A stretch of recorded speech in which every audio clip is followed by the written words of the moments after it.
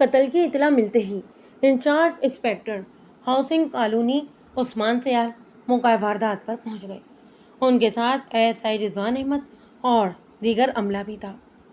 مرنے والا وقار احمد تھا، جو علاقے میں وقار جٹ کے طور پر مشہور تھا۔ اس کی پہچان سول ورکرز اور سیاست دان کے طور پر تھی۔ عثمان سیال نے لاش کا معائنہ کیا۔ مقتول کو 3 گولیاں لگی تھیں، ایک گولی چھاتی پر اور دوسری پیٹ پر اور تیسری گولی کن پٹی پر۔ حالانکہ پہلی 2 گولیاں بھی جان لیوا تھیں، مگر کن پٹی میں لگی تیسری گولی نے وقار کا بھیجا اڑا دیا، جس کے نتیجے میں اس کی فوراً موت واقع ہو گئی۔ موقع پر وقار کا بھائی شاہد جٹ اور اس کا ایک دوست حمزہ موجود تھے۔ انسپیکٹر عثمان سیال نے جب تحقیقات کی تو پتہ چلا کہ قتل کونسلر بندوقہ نے کیا تھا۔ یہ نام عثمان سیال کے لیے نیا نہیں تھا۔ وہ نیشنل عوامی پارٹی کا ممبر عاطف خان عرف خان بندوقہ تھا۔ پھول پور کے کسی نہ کسی تھانے میں صبح شام اس کی بیٹھک ہوتی تھی۔ یہ علاقے میں مشہور تھا کہ جس کا کوئی کام تھانے میں پھنسا ہوا ہے اسے کروانے کے لیے بندوقہ سے ملے۔ وہ خود بھی کھاتا ہے اور پولیس کو بھی کھلاتا ہے۔ بہرحال پولیس کے ٹاؤٹ کے طور پر وہ جانا پہچانا جاتا تھا۔ پھول پور کے محلہ سلامت پورہ میں گلباز خان رہتے تھے۔ وہ فٹ ویئر کے تھوک کا کاروبار کرتے تھے۔ گلباز خان کے کنبے میں بیوی کے علاوہ صابر خان اور عاطف خان عرف بندوقہ، ناصر خان 3 بیٹے اور 3 ہی بیٹیاں شبانہ، شبنم اور تبسم تھے۔ عاطف خان عرف بندوقہ حرفن مولا قسم کا نوجوان تھا۔ سلامت پورہ میں جہاں جوتے کی چپل کی اس کی دکان تھی، اس کے ساتھ والی ایک دوسری دکان میں اس نے PCO کھول رکھا تھا۔ اس PCO کو چلانے کے لیے اس نے محلے کی ہی اروبا نامی ایک لڑکی کو رکھا ہوا تھا۔ غور طلب بات یہ ہے کہ یہی اروبا بندوقہ کی گولی سے مارے گئے۔ وقار جٹ اور حادثے کے چشم دید گواہ شاہد جٹ کی منہ بولی بہن اور پھپھی تھی۔ یہ منہ بولا رشتہ جوڑا تھا وقار کے باپ فرحان احمد جٹ نے۔ فرحان احمد جٹ محلہ گلاب آباد میں رہتے تھے۔ ان کے کنبے میں بیوی کے علاوہ 3 بیٹے شاہد، اظہر اور وقار تھے۔ ان کا مکان ضرورت سے زیادہ بڑا تھا، اس لیے اس کے کچھ کمرے انہوں نے کرائے پر اٹھا دیے۔ تقریباً 15 سال پہلے ایک بیوہ عورت اپنی 3 لڑکیوں کے ساتھ ان کے مکان میں رہنے کے لیے آئی۔ ایک تو وہ بیوہ، دوسرے جوان ہو رہی اس کی 3 بیٹیاں۔ فرحان احمد جٹ نے بہت ہی کم کرائے پر انہیں اپنے گھر کا ایک حصہ دے دیا۔ اس کے علاوہ وہ 2 اپنے معیار پر ان چاروں کے سکھ دکھ کا بھی خیال کرنے لگے۔ کچھ مہینے بعد بسنت کا تہوار آیا تو تینوں بہنوں نے فرحان احمد کو اپنا منہ بولا بھائی بنا لیا، اور فرحان جٹ نے بھی یہ رشتہ خوب ہی نبھایا۔ بہنوں کے تئیں بھائیوں کے جو فرض ہوتا ہے اسے نبھانے میں وہ کبھی نہیں ہچکچائے۔ یہ مکان کا کرایہ لینا ہی بند کر دیا۔ رشتہ اپنی جگہ تھا اور زندگی کے مسئلے اپنی جگہ۔ اسی سبب ان چاروں نے کچھ عرصے بعد پڑوسی محلہ سلامت پورہ میں اوسط درجے کا ایک اور مکان کرائے پر لیا اور اس میں رہنے کے لیے چلی گئی۔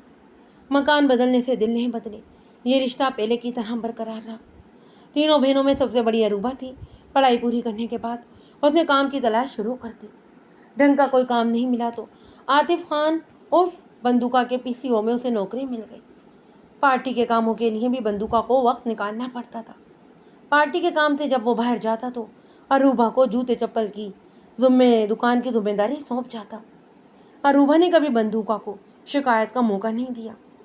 اروبا وغیرہ کی خیر خبر لینے فرحان جٹ اور ان کے بیٹے سلامت پورہ میں آتے جاتے رہتے۔ چونکہ فرحان نے اروبا کو بہن مان رکھا تھا، اس لیے ان کے تینوں بیٹے حمزہ، اظہر اور شاہد جٹ اسے بوا جی کہہ کر مخاطب کرتے۔ بندوقہ کے پاس پیسہ تھا، رتبہ تھا، ہاتھی کی طاقت اس کے ساتھ جڑی ہوئی تھی۔ علاقی شہری ہی نہیں، پولیس والے اور دوسرے محکموں کے ملازم بھی اسے سلام کرتے تھے۔ کوئی بھی لڑکی کنواری ہو کنوارے پن کے دنوں میں ایسے ہی دولت مند اور بااثر شوہر کے خواب دیکھا کرتی ہے۔ اروبا کی آنکھوں میں بھی ایسے ہی خواب تھے۔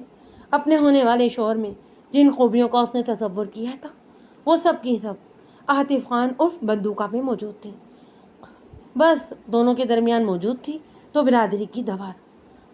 اروبا اس دیوار کی پرواہ نہ کرتے ہوئے بندوقہ کی جانب راغب ہونے لگی۔ بندوقہ تو پہلے ہی اروبا پر فدا تھا۔ دونوں کی یہ کشش جلد ہی پیار میں بدل گئی۔ اس کے بعد الگ الگ رہ پانا ان کے لیے ممکن نہیں رہ گیا، تو دونوں نے کورٹ میں جا کر کورٹ میرج کر لی۔ پولیس کو یہ بھی معلوم تھا کہ وقار اور بندوقہ کی دوستی بہت تھی۔ پھر کیا وجہ تھی کہ وقار کے قتل کا الزام بندوقہ پر رکھا جا رہا تھا؟ شاہد اور وقار کے دوست حمزہ کا کہنا تھا کہ بندوقہ نے اپنے لائسنس پسٹل سے اندھا دھند فائرنگ کر کے وقار کی جان لے لی ہے۔ بندوقہ کا نمائندہ ارسلان احمد اور دوست راجو چودھری بھی اس کے ساتھ تھے۔ واردات کے بعد یہ تینوں بندے فرار ہو گئے۔ اختصار میں سنی گئی بات میں پولیس کے لیے سراغ ڈھونڈنا مشکل ہوتا ہے۔ اس کے لیے ایس ایچ او عثمان سیال نے شاہد اور حمزہ سے تمام واقعے کو بیان کرنے کے لیے کہا۔ شاہد کی آنکھیں خلا میں ٹک گئیں اور چھوٹی سی چھوٹی بات یاد کر کے اس نے پولیس کو بتانا شروع کر دیا۔ فرحان جٹ اور اس کے بیٹے اپنے جستی پشتی چاٹ پکوڑی کے پیشے کے کاروبار میں لگے ہوئے تھے۔ بعد میں بندوقہ کے کہنے پر وقار اپنی قسمت کا ستارہ چمکانے کے لیے جائیداد کی خرید و فروخت میں لگ گیا۔ پراپرٹی کی ایسی ہی ایک ڈیل میں اسے 50,000 روپے بندوقہ پر بقایا تھے۔ چونکہ بندوقہ وقار کا پھپھا تھا، اس لیے اس نے لحاظ کے سبب اسے تقاضا نہیں کیا، پر مہینوں بیت جانے کے باوجود بندوقہ نے حساب بے باک نہیں کیا اور وقار کو بھی اچانک پیسے کی ضرورت پیش آ گئی۔ 15 فروری 2014 کو اس نے بندوقہ کو فون کیا۔ پھپھا جی کہتے ہوئے اچھا نہیں لگ رہا، لیکن مجبوری ہے، برا نہیں مانیے گا۔ وہ ایک لمحہ رک گیا اور پھر بولا، پھپھا میرے پاس 50,000 روپے آپ پر بقایا ہیں، اگر آپ دے دیں تو مہربانی ہوگی، مجھے اس وقت پیسے کی بہت ضرورت ہے۔ اوہ، تو 1-2 دن میں تمہارا پیسہ تمہیں مل جائے گا، بندوقہ ہنس کر بولا۔ اس کے بعد دونوں طرف سے رقم کے لین دین کی کوئی بات نہیں۔ پر آج 17 فروری کی بات ہے، رات تقریباً 8 بجے وقار اپنے بھائی شاہد کی مدینہ ٹاؤن میں واقع دکان پر بیٹھا ہوا تھا۔ تبھی بندوقہ کا فون آ گیا۔ اس نے کہا کہ کہاں ہو تم؟ وقار نے اپنی لوکیشن بتا دی۔ میں سلامت پورہ والے اپنے ہی گھر میں ہوں۔ بندوقہ بولا، آ کر پیسہ لے لو۔ اس نے کہا، شکریہ پھپھا جی، میں تھوڑی دیر میں آپ کے پاس پہنچ جاؤں گا۔ یہ کہہ کر وقار نے فون واپس رکھ دیا۔ وقار اور شاہد پیسے لینے کے لیے بندوقہ کے پاس جانا چاہتے تھے، لیکن دکان بھی نہیں چھوڑ کر جانا چاہتے تھے۔ انہیں انتظار تھا باپ فرحان جٹ کا، وہ آئے تو بندوقہ کے پاس پیسے لینے جائیں۔ تقریباً چند منٹ بعد وقار کے فون پر پھر بندوقہ کا فون آ گیا۔ تم میرے گھر آنے کے لیے نکلے ہو یا نہیں؟ پاپا آ جائیں تو ان کے آتے ہی میں اور شاہد آپ کے پاس آ جائیں گے۔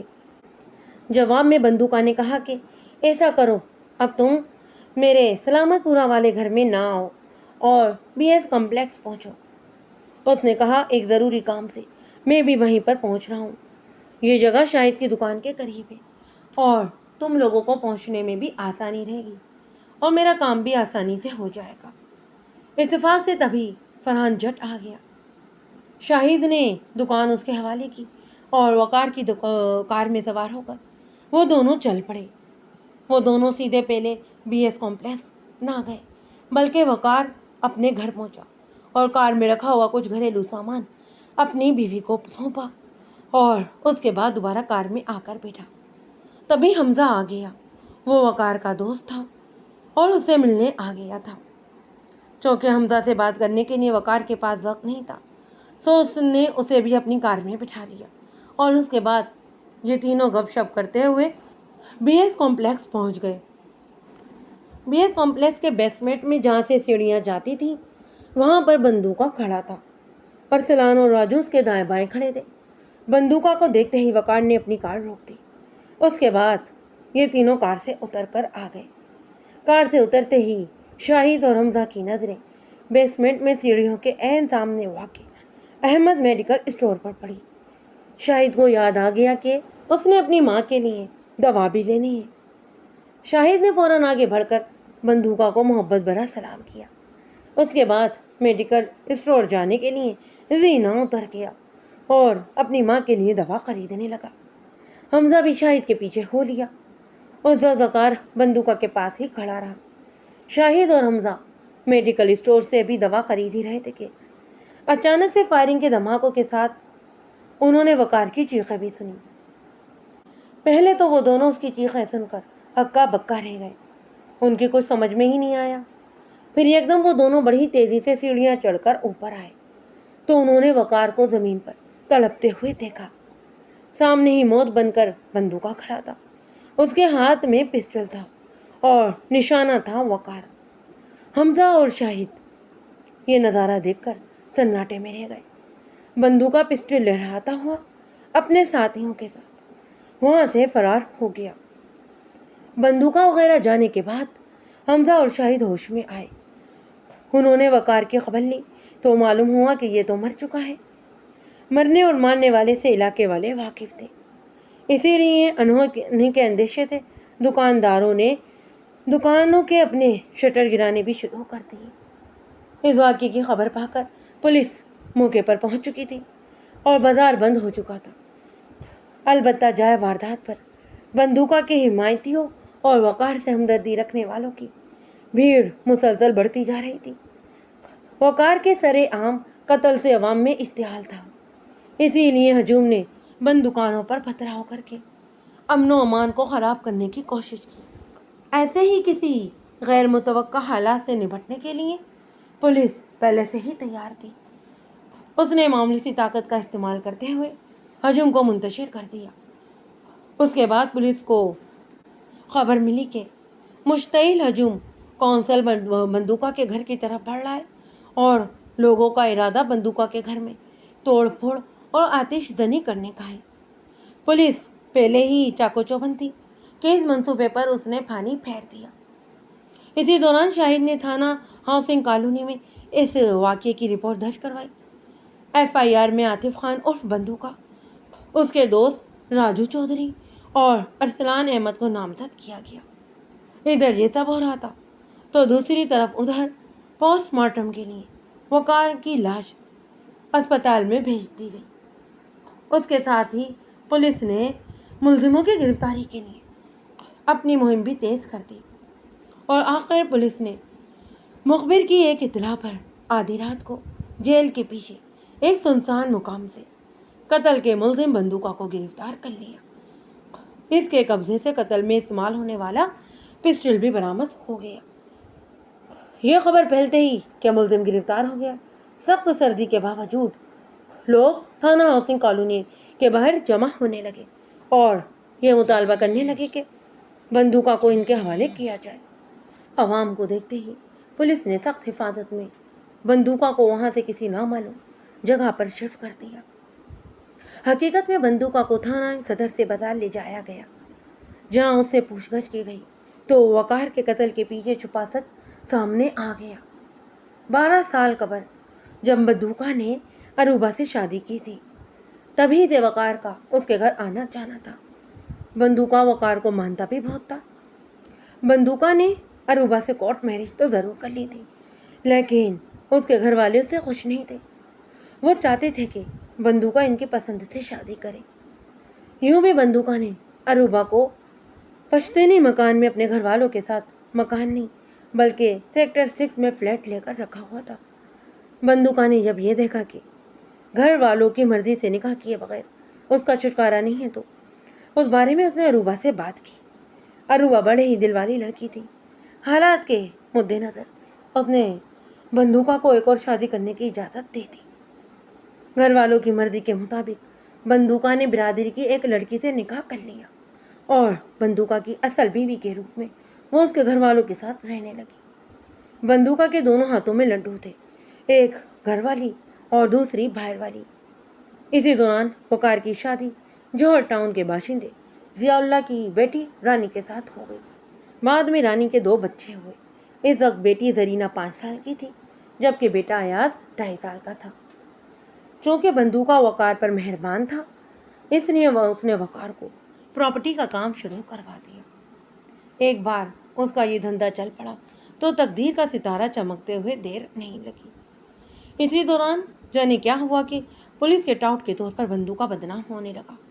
اس کے بارے میں کہا جانے لگا کہ پیسے لیے بغیر بندوقہ کوئی کام نہیں کرتا۔ ایک طرف جہاں بندوقہ کی مقبولیت کا گراف بڑھتا جا رہا تھا، وہیں دوسری طرف وقار کا سماجی مرتبہ بڑھنے کے ساتھ ساتھ اس کے پاس آنے والی دولت کا انبار بھی بڑھتا ہی چلا جا رہا تھا۔ اسی پیسے سے وقار نے اپنے لیے ایک اسٹائلش قسم کا فلیٹ خریدا تو تقریباً 15 لاکھ روپے کی کار بھی خرید لی۔ وہاں سے بندوقہ کے دل میں وقار کے لیے حسد کا جذبہ ابھرنے لگا اور اسے خوف ہونے لگا کہ کہیں وقار اس سے آگے نہ نکل جائے۔ اسی لیے اس نے وقار کو نقصان پہنچانے کے ارادے سے 3-4 ڈیلنگ میں اپنے گاہکوں سے اڑنکا لگوا دیا۔ سودے ہوئے تو وقار کو وقتی طور پر نقصان نظر آنے لگا، مگر کچھ دن بعد دوسری پارٹیوں سے ڈیل ہوئی تو وقار کو 10 لاکھ روپے کا فائدہ ہوا۔ اس خبر نے تو بندوقہ کی کھوپڑی ہی گھما ڈالی۔ بعض بدخواہوں نے بندوقہ کو بھڑکا دیا کہ وقار ہی اب پولیس کے بروکری کے طور پر بدنام کر رہا ہے۔ یہ سب اس لیے بھی ہے کہ عام لوگوں کے سامنے اس کی ساکھ خراب ہو جائے اور آئندہ ہونے والے الیکشن میں وقار اس کے مقابلے پر کھڑا ہو جائے اور اس کا مقابلہ بندوقہ سے ہو تو جیت وقار کی ہو۔ یہ سن کر بندوقہ کا خون کھول گیا۔